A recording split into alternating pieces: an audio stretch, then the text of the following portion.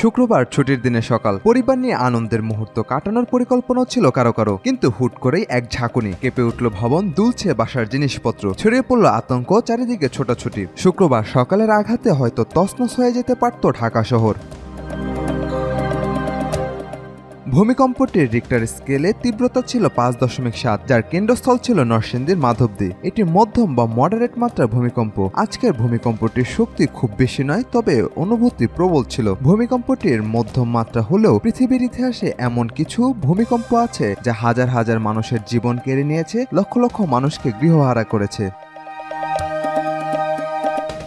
1900 সালের আধুনিক ভূকম্প বিজ্ঞানের শুরুর দিক থেকে এখন পর্যন্ত 5টি ভূমিকম্পের মধ্যে সবচেয়ে শক্তিশালী ছিল 1960 সালের চিলির ভালডিভিয়া ভূমিকম্প, যেটির মাত্রা ছিল 9.5।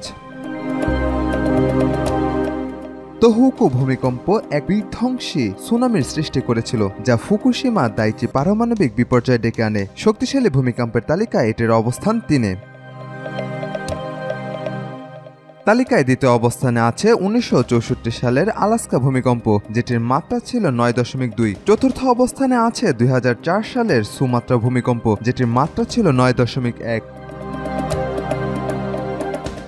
এর আগেও ক্যামচাটকা উপদ্বীপের কাছে 1952 সালে 9 মাত্রার একটি ভূমিকম্প আঘাত হানে। শক্তিশালী ভূমিকম্পের তালিকায় যেটির অবস্থান 5-এ। সাজিদ আকরাম সৌরভ, আজকাল।